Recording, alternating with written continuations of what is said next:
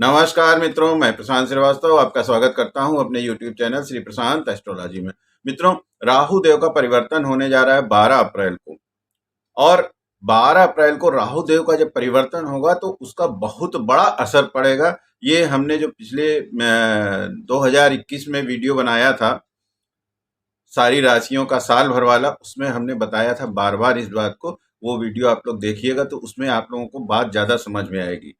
फिर भी ये राहु का जो 12 अप्रैल को राशि परिवर्तन हो रहा है उसमें आपकी राशि पे क्या असर पड़ेगा, तो आइए हम लोग इसको जान लेते हैं कि आपके ऊपर इसका क्या असर पड़ने वाला है इस राशि परिवर्तन का।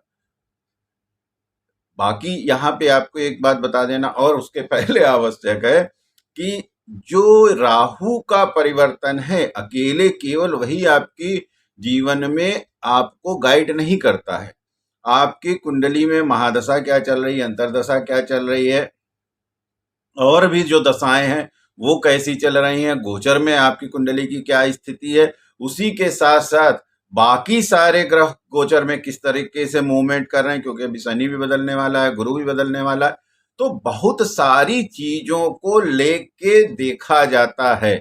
तो यहाँ पे मित्रों आप लोग सीधा सीधा केवल ये मत समझ लीजिएगा कि राहु की वजह से ही सारा मेरे जीवन में अब चेंज होने वाला है, या राहु की वजह से ही सब कुछ बदलने वाला है, अच्छा बुरा जो भी आपकी होने वाला है।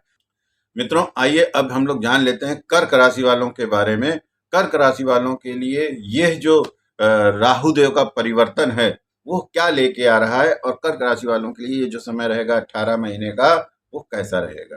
तो जो कर्क राशि के लोग हैं उन लोगों के लिए ये जो 18 महीने का समय रहेगा थोड़ा भटकाने वाला होगा, थोड़ा घुमाने वाला होगा, थोड़ा दर दर भटकाने वाला भी हो सकता है अगर वो लोग बुद्धिमानी से नहीं चलेंगे। इस दौरान काम को लेके, अपने आप व्यवसाय को लेके, अपने नौकरी को लेके, जो भी आप काम करते हैं उस चीज को लेके आप काफी चिंतित रहेंगे। और उस चीज के बारे में अब आप यहाँ समझ लीजिए कि जो भी कर्क राशि के जो भी लोग हैं उन लोगों के लिए यह जो समय है वो दो तरीके से हो सकता है। इस दौरान आप अपने काम को लेके, अपने व्यवसाय को लेके, नौकरी अगर आपकी है, जॉब है, उसको लेके बहुत ज़्यादा आप रिसर्च करेंगे, बहुत ज़्यादा चिंता करेंगे, बहुत सारा एक्सपेरिमेंट करेंगे, और यही एक्सपेरिमेंट जो है आपको दिक्कत दे सकता है, आपको कष्ट दे सकता है, आपको तकलीफ दे सकता है। तो इस दौरान आपको बहुत ज़्यादा एक्सपेरिमेंट नहीं करना चाहिए अपने काम को लेके, जॉब को लेके, नौकरी को लेके, जिससे कि आने वाला जो 18 महीने है इसमें अगर आपको कोई अपॉर्चुनिटी मिलती है तो उसको आप पकड़ने का प्रयास करिए, लेकिन ऐसा न हो कि आप कोई नई अपॉर्चुनिटी पकड़ने के चक्कर में अपना पुराना जो है जमा जमाया काम या नौकरी या इस तरह की जो चीज़ है उसको आप हाथ से आपके वो चला जाए। तो इसलिए आपको विशेष रूप से इस चीज का ध्यान रखना चाहिए।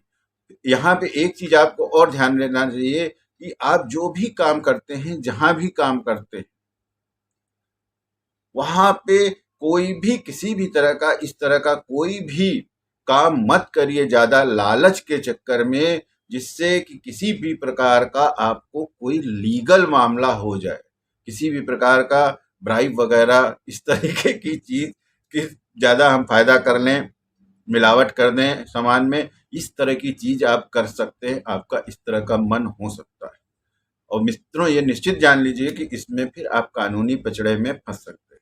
आपका काम जो है, आपका जो है, या आपकी जो नौकरी है उसके ऊपर आक्षेप आ सकता है, वो डिस्टर्ब हो सकता है।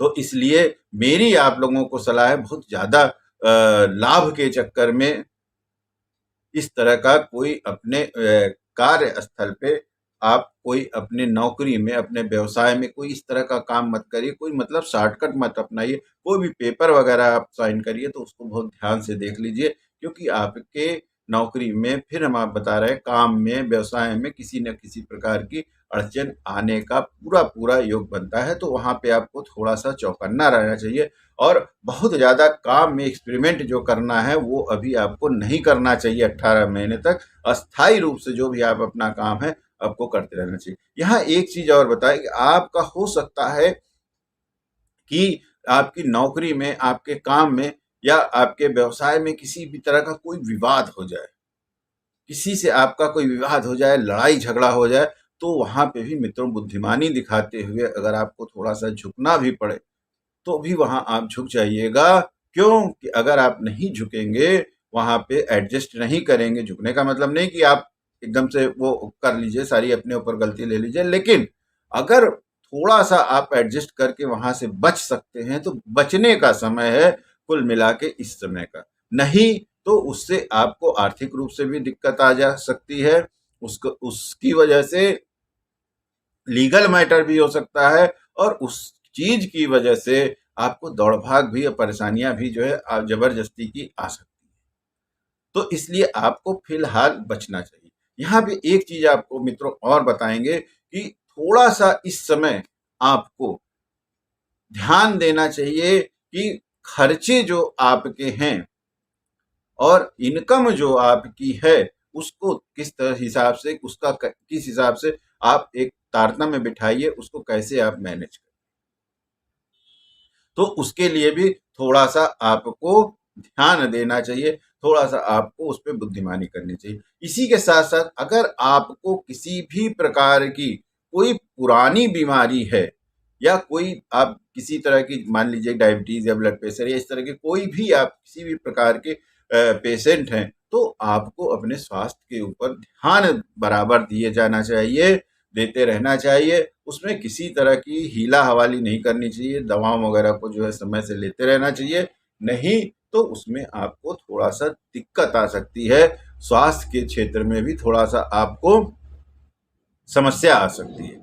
इसी के साथ साथ मित्रों यहाँ पे एक चीज आपको और बताने का वो है कि इस दौरान यहाँ पे ये भी हो सकता है कि आप अपना जो घर है वो नया घर खरीदने की कोशिश करिए, पुराना घर बेचने की कोशिश करिए, इस तरह का कोई भी आप काम करने का प्रयास करिए। लेकिन यहाँ पे भी आपको बहुत, ये जो काम आप करना चाहते हैं इसमें भी बहुत सावधानी बरतनी चाहिए आपको। नहीं तो हो सकता है कि जो आप ये करने वाले हैं या घर का आप हो सकता है रेनोवेशन अपने करवाना चाहते हो, पुराना घर बेच के नया घर खरीदना चाहते हो, तो यहाँ पे भी आपको अस्थाई संपत्ति से भी बहुत ज्यादा छेड़छाड़ नहीं करनी चाहिए। किसी भी तरीके का पेपर वर्क जो है संपत्ति से संबंधित उसको बहुत बुद्धिमानी से, बहुत ध्यान से करना चाहिए, नहीं वहां पे भी आपको समस्या आ सकती है। यहाँ पे एक चीज आप और होगी कि आपकी जो संपत्ति है उसको इस दौरान 18 महीने में उससे आप अर्न करने के लिए, उससे आप किसी भी प्रकार से लाभ लेने के लिए बहुत सारी प्लानिंग कर सकते हैं, बहुत सारी दिमाग अपना आप लगा सकते हैं। तो प्लानिंग करिए, लेकिन जो भी आप प्लानिंग करिए थोड़ा बुद्धिमत्ता पूर्वक करिए, दो चार आदमियों से राय लेके करिए। ऐसा ना हो कि आपकी जो प्लानिंग है उसमें जो आपका एसेट है वो भी डिस्टर्ब हो जाए। तो कर्क राशि वालों के लिए थोड़ा सा ध्यान देने का ये समय है। अगर आप ध्यान देते हैं, थोड़ा सा संभल के चलते हैं, बुद्धिमानी से काम करते हैं, तो ये जो समय है आपका सामान्य रूप से निकल जाएगा। लेकिन थोड़ा सा ये समय आपको भटकाव दे सकता है, दिक्कत दे सकता है, समस्या दे सकता है, पुराने आपके कोर्ट केस खुल सकते हैं। तो इसलिए ये जो समय है इसमें थोड़ा सा आपको संभल के चलने की आवश्यकता है, थोड़ा सा अपने आप को संभालने की आवश्यकता है। बाकी अगर आप बुद्धिमत्तापूर्ण डिसीजन लेते हैं तो ये निश्चित मान लीजिए मित्रों कि यह जो 18 महीने हैं इसमें आपको कहीं ना कहीं से एकाएक विशेष लाभ भी हो सकता है। ये इस पीरियड में कहीं आपको एकाएक अच्छी जॉब भी मिल सकती है, कहीं एकाएक आपको किसी भी प्रकार की अस्थायी संपत्ति भी मिल सकती है, कहीं एकाएक इस दौरान आपको थोड़ा मोड़ा कहीं से पैसा भी मिल सकता है। लेकिन मेन चीज ये है कि आपको विशेष रूप से ध्यान देके जो भी आप काम करिए उसको करने की जरूरत है, बजाय कि हड़बड़ी में, बजाय ये बहुत जल्दीबाजी में कोई डिसीजन लेने के। और सबसे बड़ी चीज ये है कि जब भी आप डिसीजन लीजिए तो आप निश्चित रूप से मित्र मान के चलिए कि पत्नी की सलाह आपको जरूर लेनी है। पत्नी से सलाह लेके आप जब भी इस पीरियड में कम से कम आप पत्नी से अगर सलाह लेके काम करते हैं तो आपके लिए ये जो पीरियड होगा, ये जो समय अच्छा होगा। यहाँ पे एक और आपको चीज बता देते हैं कि थोड़ा सा इस पीरियड में अपने माँ का भी आपको ध्यान विशेष रूप से रखना पड़ेगा, विशेष करके उनके स्वास्थ्य का। अगर आप लोग बुद्धिमानी से चलते हैं तो ये जो समय है, यह जो पीरियड रहेगा 18 महीने का, आपको कहीं ना कहीं लाभ जरूर देके जा सकता है। लेकिन शर्त एक है कि इस दौरान आपको धैर्यपूर्वक, पेशेंटली और बहुत सोच विचार करके चलना होगा। इस वीडियो में मित्रों फिलहाल के लिए इतना ही। पुनः किसी नए वीडियो में आपसे मुलाकात होगी, तब तक के लिए आज्ञा दीजिए। नमस्कार।